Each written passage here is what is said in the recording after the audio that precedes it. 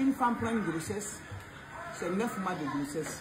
Il y a des enfants qui font 10 mois. Il y a des enfants qui font 1 an et quelques. C'est nous les femmes qui souffrons quand nous prenons la grossesse. Aujourd'hui, voilà ce qui se passe en Côte d'Ivoire. Tout le monde en parle, que nos enfants sont devenus pédés. Longtemps, cela se fait.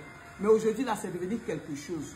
Donc, j'interpelle les femmes ivoiriennes, les femmes étrangères à se lever. C'est nous qui portons les grossesses. La Bible nous dit quoi? La Bible dit, Dieu a créé l'homme.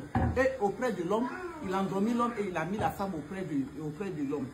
Mais pourquoi ces personnes-là, que Dieu a créées, qui doivent se marier et avoir des enfants, sont devenus aujourd'hui des homosexuels? Maintenant, ce que la Bible dit là, où est la réalité? Où est ce qui se fait? C'est une moquerie du côté de Dieu, parce qu'ils se moquent de Dieu. Nous, les mamans aussi, ils font mal à nos cœurs. Il y a des gens qui vont s'asseoir pour dire les mères ne leur parlent pas. Il n'y a pas un enfant qui fait quelque chose qui est mauvais et que sa mère ne va pas parler. Tous les mères parlent. Mais aujourd'hui, nous sommes à la une des journaux que les mères ne parlent pas. D'autres, on les donne l'argent, les enfants les envoient l'argent, d'autres se réjouissent. Il n'y a pas de mère qui se réjouit. Nous tous, nous pleurons.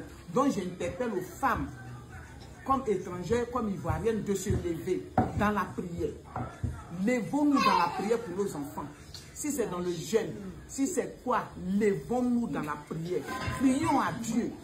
Crions à Dieu pour nos enfants. Crions à Dieu.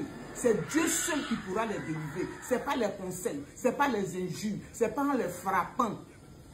C'est en priant, en criant à Dieu pour ses enfants. Et Dieu qui fait grâce, Dieu fera grâce pour délivrer nos enfants. Parce qu'un enfant naît pour réjouir le cœur de sa mère. Un enfant ne naît pas pour faire pleurer sa mère. Un enfant ne naît pas pour faire souffrir sa mère. Un enfant ne naît pas pour que les gens se moquent de sa mère. Un enfant naît pour être grand, pour être bon. Et quelqu'un à côté dit, ah, cette femme qui est là, voilà son enfant qui est dans la voiture. Voilà son enfant qui est tel ministre. Voilà son enfant qui est ceci. Mais un enfant ne naît pas pour faire souffrir sa mère. Donc vraiment, de grâce, les femmes de Côte d'Ivoire, étrangères, partout où vous êtes, je vous interpelle de vous lever. Et Dieu nous fera grâce. Je bénis tout le monde. Que Dieu nous donne la force et le courage pour y accomplir notre mission dans le nom de Jésus. Moi, je peux pas être là à soulever mon pied, à prendre grossesse, à faire les rendez-vous, partir, venir à l'hôpital, pour partir encore accoucher à l'hôpital. Je vais pleurer, maux de ventre et tout. Et puis moi, mes 9 mois vont être prêts. Et puis c'est un roubi qui a sorti dans mon ventre. Chap, allons-y chez le marabout. Coro Abou qui est derrière la maison, allons-y là-bas. On va aller, c'est lui seul, on va faire, puis on va avoir l'argent. Parce qu'il ne peut pas nier tout ça, et puis c'est roubi qui a sorti. Non, on dit tu es garçon, tu marches comme femme. Qu'est-ce que c'est légèreté ça?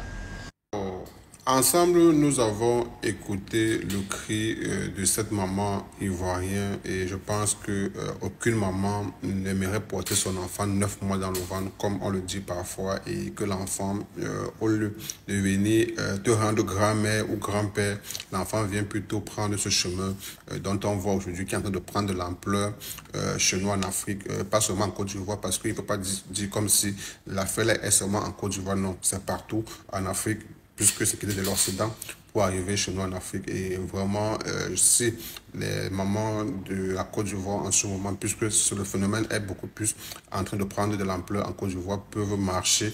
Parce que vous savez, les pleurs du maire restent les pleurs du maire. Et que le gouvernement, peut-être par ces mamans-là, pourront essayer de voir comment ils vont vraiment ralentir ce phénomène qui est en train d'aller grandissant. Moi, personnellement, je n'ai rien contre ces personnes-là. C'est leur choix. Ils ont choisi. On dit parfois comme ça. Mais le fait, c'est qu'ils le rendent public et ça va intoxiquer d'autres personnes qui n'ont pas la volonté de le faire. Mais seulement en leur voyant s'exhiber-là, ils vont vouloir aussi essayer pour voir. Alors que dans ça, il n'y a aucun profit. Puisque vous pouvez voir, d'autres veulent sortir dans ça parce que ça n'a aucun profit.